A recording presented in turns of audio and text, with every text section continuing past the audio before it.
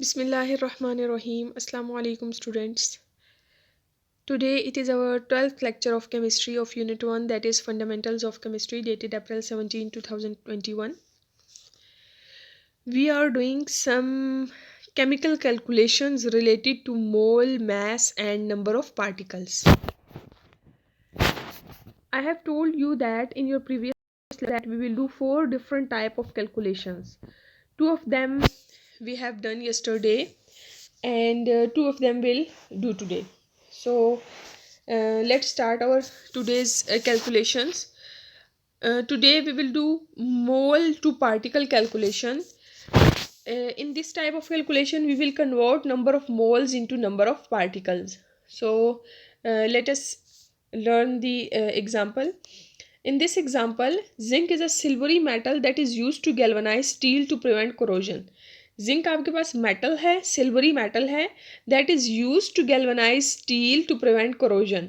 Zinc को हम किस मकसद के लिए इस्तेमाल करते हैं? मोस्टली कि हम स्टील को गैल्वनाइज करते हैं, मतलब स्टील के ऊपर जिंक की एक लेयर चढ़ाते हैं जिसकी वजह से जो स्टील है वो जंग से बचा रहता है. तो इसमें आपने करना क्या है? How many atoms are there in 1.25 moles of zinc. आपके पास 1.25 मोल्स ऑफ जिंक में नंबर ऑफ एटम्स कितने हैं? मैंने आपको कल भी जब कैलकुलेशंस करना बताई थी तो मैंने आपको कहा था कि फर्स्ट आपने जो है वो क्वेश्चन को केयरफुली रीड करना है. आपने क्वेश्चन को केयरफुली रीड करने के बाद ये देखना है कि आपके पास क्वेश्चन में कौन सी क्वांटिटी गिवन है और कौन सी क्वांटिटी आपने कैलकुलेट करनी है. सो अब इस क्वेश्चन को रीड आउट करने के बाद हम क्या लिखेंगे? इस क्वेश्चन का डाटा लिखेंगे.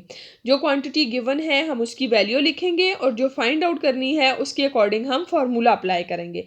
सो first we will write the data by reading this question. So in this question number of moles are given and you have to calculate number of atoms, that is number of particles. Number of particles आपने calculate करने हैं जो कि यहाँ पे किस form में है? एटम्स की फॉर्म में है, क्योंकि जिंक मेटल है और मेटल के पार्टिकल्स किस फॉर्म में होते हैं? एटम्स की फॉर्म में होते हैं. ठीक है.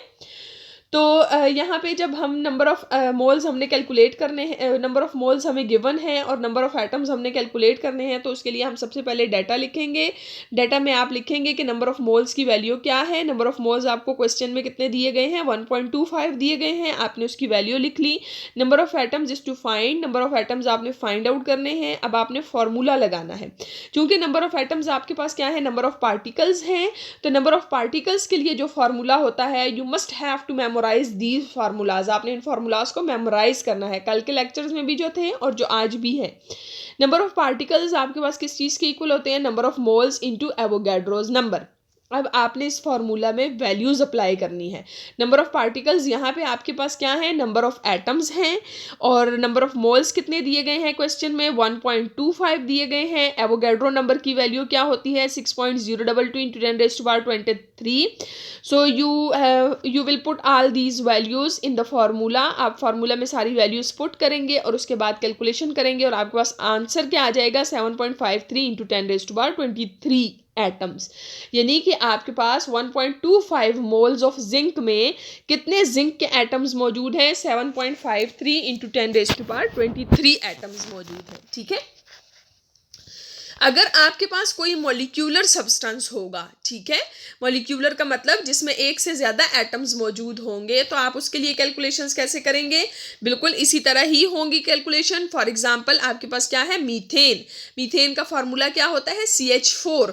ये क्या है? यहाँ पे CH4 आपको बता रहा है कि एक कार्बन है, 4 हाइड्रोजन है, तो ये क्या है? एक मॉलिक्यूल है. Methane is the major component of natural gas. Natural gas जो कि आप घरों में इस्तेमाल करते हैं, जिसको हम सुई गैस कहते हैं उर्दू में, तो ये उसका मेजर कंपोनेंट है, यानी कि उसमें बहुत ज़्यादा पाया जाता है. ठीक है. How many molecules are present in 0.5 moles of methane. 0.5 moles of methane में कितने मॉलिक्यूल्स मौजूद हैं? ठीक है. So you have to carefully read the question and then to write the data. तो क्वेश्चन रीड करने के बाद आपको ने डाटा लिखना है. डाटा में आपको क्या, क्वेश्चन में आपको क्या गिवन है? नंबर ऑफ मोल्स गिवन है. तो आप डाटा लिखते हुए नंबर ऑफ मोल्स को मेंशन करेंगे. नंबर ऑफ मोल्स कितने हैं? 0.5 हैं. आप डाटा लिखते हुए लिखेंगे number of moles equals to 0.5. उसके बाद आपने नंबर ऑफ मॉलिक्यूल्स कैलकुलेट करने हैं। नंबर ऑफ मॉलिक्यूल्स आपके पास क्या है, नंबर ऑफ पार्टिकल्स ही है, लेकिन चूंकि मीथेन एक मॉलिक्यूलर सब्सटेंस है तो इसके नंबर ऑफ पार्टिकल्स को हम क्या कहते हैं, नंबर ऑफ मॉलिक्यूल्स कहते हैं। ठीक है, तो number of molecules is to find, अब आप फॉर्मूला अप्लाई करेंगे, वही फॉर्मूला अप्लाई होगा, number of particles equals to number of moles into Avogadro's number. Number of particles आपके पास यहाँ पे क्या है, नंबर ऑफ मॉलिक्यूल्स हैं, नंबर ऑफ मोल्स 0.5 है और एवोगैड्रो नंबर क्या है 6.022 इंटू 10⁻23।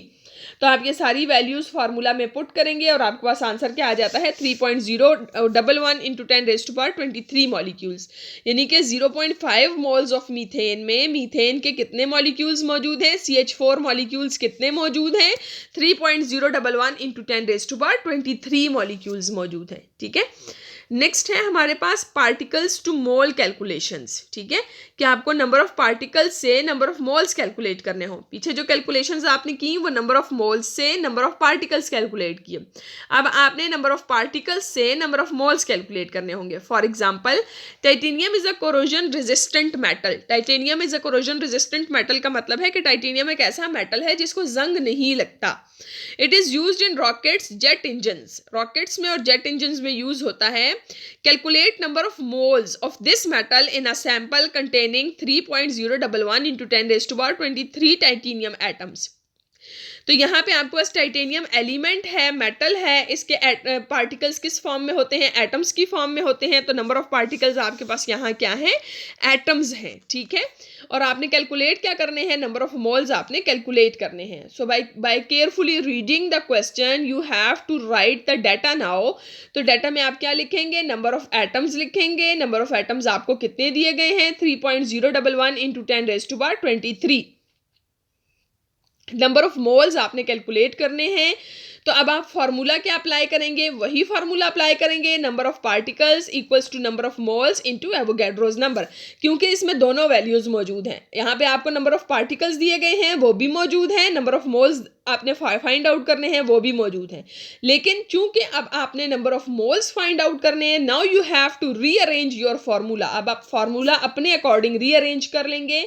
नंबर ऑफ मोल्स को आप दूसरी साइड पे ले जाएंगे और नंबर ऑफ पार्टिकल्स और एवोगैड्रोस नंबर वहां जाके डिवाइड हो जाएंगे। ठीक है, तो जब नंबर ऑफ पार्टिकल्स को एवोगैड्रो नंबर से आप डिवाइड करेंगे तो आपके पास आंसर क्या आ जाता है, 0.5 मोल्स ऑफ टाइटेनियम, यानी कि 3.011 इंटू 10⁻23 टाइटेनियम एटम्स में कितने नंबर ऑफ मोल्स मौजूद हैं, 0.5 मोल्स मौजूद हैं। ठीक है, तो अगर आपने मोल टू पार्टिकल कैलकुलेशन करनी है या पार्टिकल टू मोल कैलकुलेशन करनी है तो आप फार्मूला को रीअरेंज कर लेंगे, वही फार्मूला अप्लाई होगा, बस आपने रीअरेंज कर लेना है। ठीक है, अच्छा, अब इन्हीं मोल और पार्टिकल कैलकुलेशन से रिलेटेड कुछ और कैलकुलेशंस हैं। अभी तो ये जो आपके पास पिछली कैलकुलेशंस थी, जैसे कि ये वाली कैलकुलेशन थी, इसमें आपको क्या दिया गया था, नंबर ऑफ मोल्स दिए गए थे और आपने पार्टिकल्स कैलकुलेट करने थे। लेकिन अगर आपको नंबर ऑफ मोल्स गिवन ना हो, बल्कि आपको क्या दिया गया हो, आपको मैस दिया गया हो, तो आप नंबर ऑफ पार्टिकल्स कैसे कैलकुलेट करेंगे, इसको देख लेते हैं ज़रा। ये आपके क्वेश्चन नंबर 14 का सी पार्ट सॉल्व हुआ है। आपने क्वेश्चन 14 के बाकी पार्ट्स को इसी पैटर्न पे सॉल्व करना होगा। ठीक है, तो calculate number of atoms in 5 gram of hydrogen atoms. आपने 5 ग्राम ऑफ हाइड्रोजन एटम्स में नंबर ऑफ एटम्स को कैलकुलेट करना है। तो आपके पास मैस इन ग्राम कितना दिया गया है, 5 ग्राम। नंबर ऑफ एटम्स आपने फाइंड आउट करने हैं। फॉर्मूला आप अप्लाई करेंगे, number of particles equals to number of moles into Avogadro's number. अब आपके पास चूंकि क्वेश्चन में क्या गिवन है, मैस इन ग्राम गिवन है, नंबर ऑफ मोल्स नहीं दिए गए, तो आप नंबर ऑफ मोल्स की जगह आपने पिछले लेक्चर में पढ़ा था, in your previous lecture you have learn that number of moles equals to mass in gram divided by molar mass. तो नंबर ऑफ मोल्स की जगह आप उसकी वैल्यू लगा देंगे mass in gram divided by molar mass. ठीक है, into Avogadro's number. अब आपके पास फार्मूला चेंज हो गया है। अब आपके पास फार्मूला क्या बन गया है, number of moles into Avogadro's number की जगह फार्मूला क्या बन गया है, mass in gram divided by molar mass into Avogadro's number. तो नंबर ऑफ पार्टिकल्स अब आप कैसे कैलकुलेट करेंगे, मैस इन ग्राम आपको दिया गया है वो 5 ग्राम है, हाइड्रोजन का मोलर मैस की वैल्यू लगाएंगे वो 1 ग्राम होता है, और उसके बाद आप 6.022 इंटू 10⁻23 से मल्टीप्लाई करेंगे तो आपके पास जो आंसर आएगा वो क्या आ जाता है, 3.011 इंटू 10⁻23 22 एटम्स। ठीक है, तो एटम्स आपके पास कितने आ गए 3.011 इंटू 10⁻22। ये था जब आपने मैथ दिया गया हो और आपने पार्टिकल्स कैलकुलेट करने हो।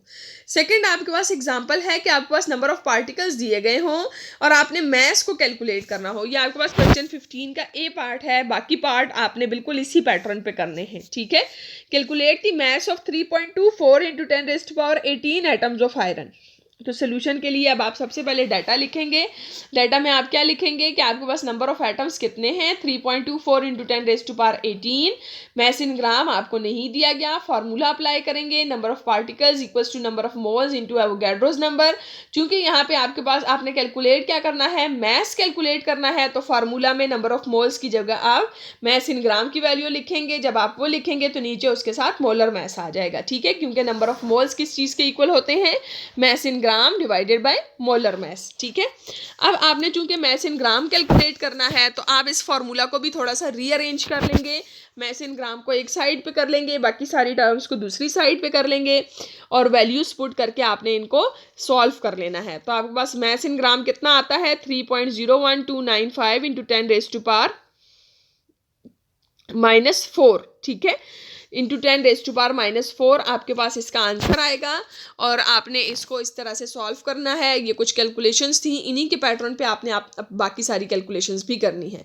आपको लेक्चर में किसी भी किस्म का कोई भी मसला हो तो आपके पास मेरा नंबर मौजूद है, आप मुझे कोई मैसेज करके पूछ सकते हैं। और अपना काम भी आपने रेगुलर बेसिस पे सेंड करना है। बहुत थोड़े से बच्चे काम सेंड करते हैं, 2-3 बच्चे ऐसे हैं जो काम सेंड करते हैं रेगुलर बेसिस पे, बाकी बच्चे काम सेंड नहीं कर रहे। You must have to do your work on separate sheets and send me on regular basis. Okay, today's diary, आपकी डायरी आज की क्या है, आपने सेल्फ असेसमेंट 1.10 करनी है। वो बिल्कुल इन्हीं कैलकुलेशन के साथ है। जो कुछ समझ ना आए अगर तो फिर आप मुझसे पूछ सकते हैं। एक्सरसाइज का क्वेश्चन 8, 14 एंड 15 करना है आपने। 14 और 15 का एक एक पार्ट मैंने कर दिया है और बाकी आपने खुद से सॉल्व करने हैं। कुछ भी समझ ना आए तो आप मुझसे पूछ सकते हैं। ठीक है, मैं बार बार आपको कह रही हूँ, आप फ्रीक्वेंटली पूछ सकते हैं, बार बार पूछ सकते हैं। और कुछ भी अगर कोई पॉइंट क्लियर नहीं हो रहा और काम आपने अपना रेगुलर बेसिस पे करना है और डेली बेसिस पे सेंड करना है, बहुत थोड़े से बच्चे काम करते हैं। Thank you so much.